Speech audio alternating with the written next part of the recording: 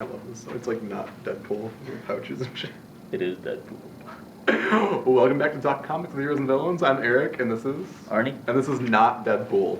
It's not. This is Bloodstrike. It's totally different. It's And Deadpool from the 90s. It's a Rob. So Deadpool. It's a Rob Liefeld creation. Rob Liefeld, as fans of this segment know, that Arnie and I love and You have hate a and love again this relationship man. with this guy. Yeah. His new books are amazing. Like, what are some of the But new they're not ones? his books though. They're his old Yeah. creations, which is where his strength lies in making characters. Yeah, like he created Deadpool. Or which is ripping amazing. off characters, which he created. Yeah, he did create Deadpool after Yeah. he ripped off.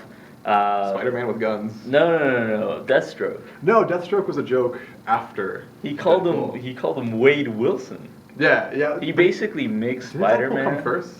No. I'm positive it did. Deadpool came. Look it up on Google right now. We're gonna have a nerd Let's make fight. a bet. Let's make a bet. I don't want to do anything. I bet you Deadpool came after Deathstroke. Yeah, I don't think that's true. Because it is Slade Wilson and Wade Wilson, and Rob Liefeld is actually writing Deathstroke now for DC, and he commented on that it was like a joke. If you're wrong, next week what do I have to do? Next week you come to the video cast and you have to do it in a wife beater.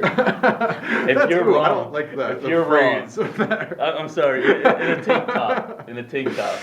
I don't want to wear Chris Brown on this thing. It's no good. And if I'm wrong, you decide. I have a Punisher tank top that I bought from Hot Topic Then when wear I was wear in weight that. training class in high school. Then you wear that. And if I'm wrong, you decide. My understanding is that Lobo is a Wolverine joke from DC. I thought that Deathstroke was as well. I'm pretty sure that's the case, but we'll find out, and maybe you'll see my chest hair next time. All right, and if I'm wrong, what do I do? I don't know, man. I don't know. This is weird.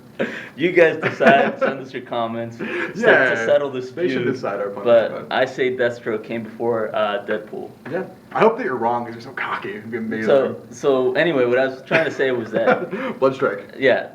Now Right Bloodstrike is kind of a ripoff of Deadpool, but the same creator kind of ripped himself off. Yeah, it's a creator-owned book, so you don't want to. Whatever. It's amazing.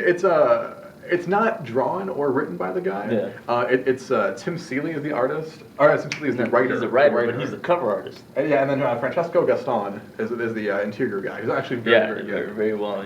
He drew it very well. I was very surprised. I love it. I'm a big hippie long hair like peacenik, and I'm pretty anti-war, which everybody. Did you like the bad fact feelings. that he's an atheist superhero? I do. I like that. I like that.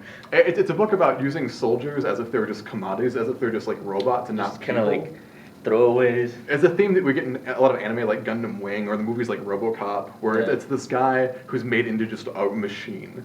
He's this undead soldier working for the government who hates it. And he used to be super Christian, which is the funny part. We should talk about that. Yeah. But this guy is not a machine. He's just kind of reanimated. Yeah, they use super science to reanimate him after he dies all the time because he's a really expert killing machine. Yeah. And he was a super Christian soldier who believed that after he died, he would go to heaven. Which is the funny part. And now since they keep reanimating him, he can't ever die and achieve like a hug from baby Jesus. So he's super sad about it.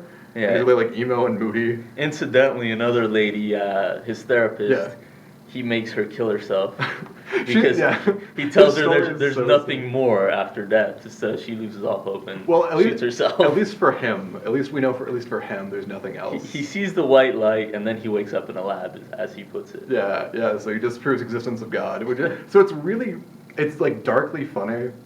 It's got its moments. Yeah, and it's like undead zombies fighting wars. So aesthetically, it's really cool looking. And then there's a deeper like philosophical level. It's kind of like I think The Matrix, where they talk about high concepts, but if you just want to be a bro, you can kind of just be a bro.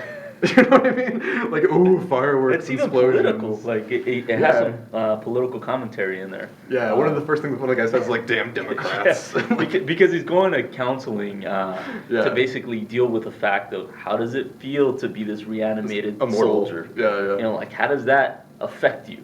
Yeah. And can you connect to other people? So somebody comments on that, one of his supervisors, that this wouldn't happen, if it weren't for those damn Democrats in office. Who cares what he feels like? Yeah, it's really funny. So there's many layers to it. So if you're a Republican, you'll like this book as well. If you're a Democrat, you'll also like it. Yeah. If you're an independent, that's good too. If you're an undead zombie killing machine, you'll love it. It's made just for you. Just for you. So yeah, it's another good Rob Liefeld book. I was really happy with it. I'm really surprised with his old characters coming back. Yeah. Because they're doing such a good job. I mean, what have we covered? Glory, Prophet. Prophet. Yeah. Bloodstrike. Supreme comes out. Oh, I'm so excited. I saw the preview at the back. This Wednesday. Eric Larson's doing the covers. Oh, I love Savage Dragon. He was a character who lives in Chicago. When I was a kid living in Illinois, we'd go to Chicago and I would actually look for him on rooftops. Like, I love Savage Dragon. And then there's this character Supreme, which is essentially Superman. Yeah. And Alan Moore and Chris Sprouse just like... More realistic Superman. Amazing arc in the 90s. Yeah. And now they're bringing it back. Alan Moore did the script for the first one, and the rest is all Larson. And I'm so happy. It's such a good time to be a comic fan right now, especially Image Comics. Yeah. Like, DC is bumming me out recently, and now Image is like, yay! They're doing a good job reviving these, kind of lame characters. Oh, they sucked. They're bringing them back with a vengeance. I hope they can keep it up. Yeah. But it's just kind of like the momentum is kind of going to be hard The best part is that as a kid, I initially loved all these books, and then as an adult, I read them again, and they didn't hold up. Wasn't it a disappointment? Yeah, I was like, man, I was a stupid kid.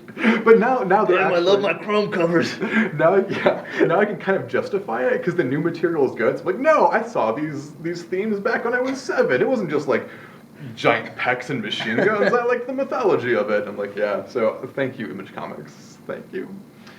I love comic books, and if you do too, you should tell us at facebook.com/Heroes and Villains Tucson, or at Twitter, which is at HMD Comics. Yeah, or you can call Arnie at 520